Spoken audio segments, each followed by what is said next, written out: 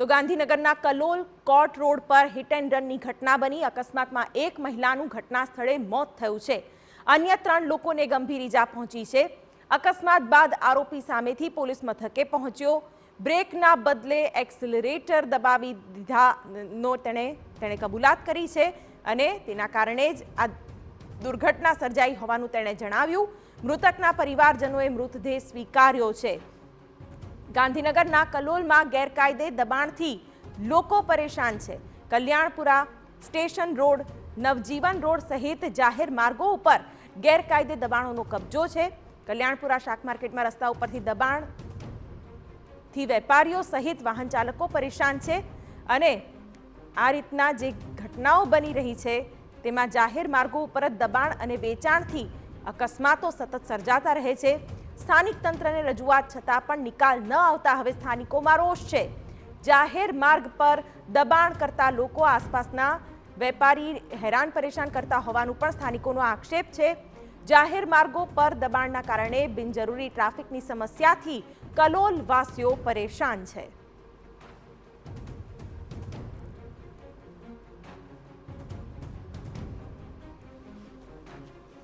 ત્યારે આ 2 દ્રશ્યો મેં આપને બતાવી રહ્યા છે। એક તરફ અકસ્માતના દ્રશ્યો જોઈ શકાય છે કે જેમાં એક મહિલાનું મોત થયું છે, જ્યારે કે બીજી તરફ જે અનઅધિકૃત દબાણો છે તેના કારણે અહીં ટ્રાફિકની સમસ્યા થાય છે, વારંવાર અકસ્માત પણ સર્જાય છે અને કલોલમાં આ સમસ્યાથી લોકો ત્રાસ્યા છે તેની પર રોષ પણ વ્યક્ત કરી રહ્યા છે।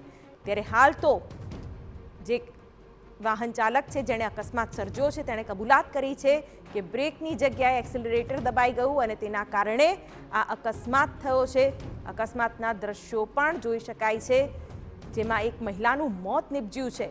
ઘટના સ્થળે જ આ મહિલા મોતને ભેટી હતી અને અન્ય જે લોકો છે તે ઈજાગ્રસ્ત છે, હોસ્પિટલમાં સારવાર હેઠળ છે। જો કે આ અકસ્માતની ઘટના બાદ જે કારણો સામે આવી રહ્યા છે તે પણ ખૂબ જ ગંભીર છે। સ્થાનિક પ્રશાસન પર સવાલ ઊભા કરનારું છે, કારણ કે જે રીતે દબાણો થતા હોય છે તેના કારણે વાહનો ગમે તે દિશામાં જતા હોય છે, ક્યારેક ગતિ વધારે હોય તો તેને નિયંત્રિત કરવામાં પણ સમસ્યા થતી હોય છે। વેપારીઓ પણ કહી રહ્યા છે કે જે અનઅધિકૃત દબાણો છે, પાથરણાવાળા છે, તેના કારણે ઘણી સમસ્યા થાય છે અને ટ્રાફિક જામની સમસ્યા પણ અહીં રહેતી હોય છે તેવી પણ વાત અહીં સામે આવી રહી છે। ત્યારે આવા અનેક પ્રશ્નો છે જેના કારણે કલોલ વાસીઓ આ અકસ્માત બાદ વધુ રોષે ભરાયા છે અને જે વાહન ચાલક છે તે પણ સામેથી જ પોલીસ સમક્ષ પહોંચ્યો હતો અને તેણે કબૂલાત કરી હતી।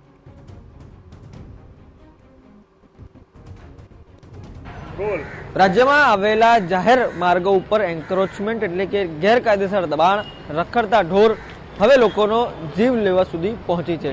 આપ દ્રશ્ય જોઈ રહ્યા છો અમદાવાદથી થોડાક જ નજીક આવેલા કલોલના જાહેર માર્ગથી કે જ્યાં આગળ રસ્તો આમ તો વાહનો માટે બનાવેલો છે, પરંતુ આ માર્ગ ઉપર તમામ જે શાકભાજી વિક્રેતાઓ છે, રખડતા ઢોર છે, આ તમામનો જમાવડો જોવા મળી રહ્યો છે। તેના કારણે અહીંયાથી જે વાહન ચાલકો જે પસાર થાય છે તેમના ઉપર ભય છે। ન માત્ર વાહન ચાલકો પરંતુ અહીંયાના જે વેપારીઓ આવેલા છે તે પણ જે દબાણકર્તાઓ છે તેમનાથી પરેશાન થઈ ચૂક્યા છે।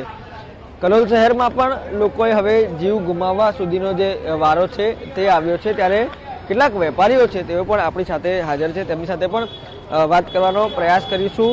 શું વાસ્તવિકતા છે કલોલની, કોને રજૂઆત કરવામાં આવી છે કે કેમ, વેપારીઓ સાથે સીધા વાત કરીએ। કાકા શું નામ છે તમારું? મારું નામ રામભાઈ સિદ્ધી।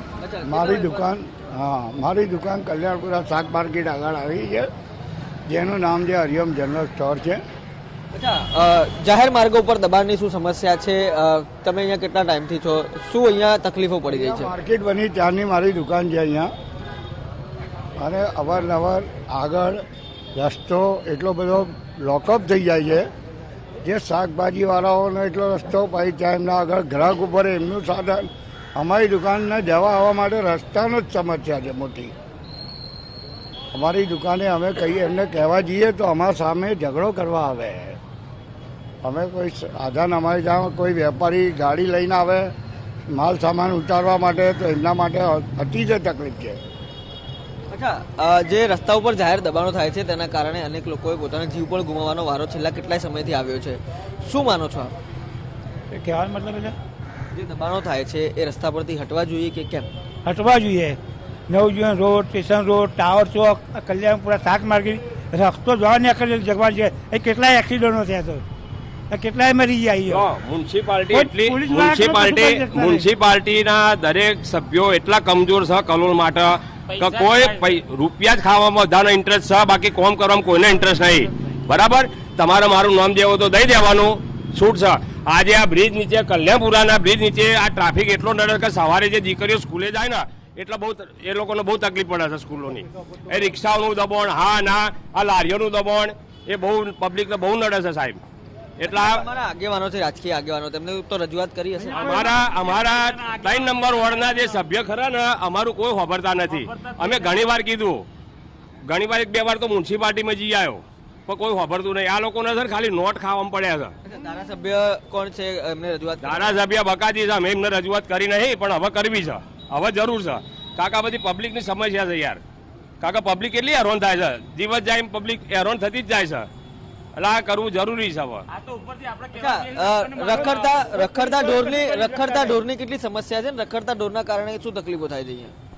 રખડતા ઢોરની તો બહુ જ સમસ્યા છે, કોઈ પકડવા વાળું જ નહીં. અત્યારે જઈએ છે તો જો આ કેટલી, તમારે જાતે જ જો રોડ પર કેટલી ગાયો છે. આ રોજ અમારે અમારે નીકળતા રોજ એક્સિડન્ટ થાય છે, રોજ એક એક્સિડન્ટ થાય છે. આના ઉપર કહેવા જઈએ છે તો ઉપરથી અમને મારવા આવે છે આ પબ્લિક. સ્વાભાવિક રીતે આ પ્રકારના કિસ્સાઓ રાજ્યના અનેક જિલ્લા તાલુકેથી સામે આવે છે, પરંતુ એક તરફ હાઈકોર્ટ સતત માર્ગદર્શન આપે છે, તમામ લોકો દ્વારા આશ્વાસન આપવામાં આવે છે, પરંતુ અમદાવાદના ખૂબ જ નજીક આવેલા કલોલ વિસ્તારમાં શું વાસ્તવિકતા છે તેમના જ નગરજનો પાસેથી તમે સાંભળી છે. આનું સમાધાન ક્યારે આવશે તે હજુ પણ પ્રશ્નાર્થ છે. કેમેરા પર્સન ઇમરાન શેખ સાથે રોનક વર્મા, TV9 કલોલ.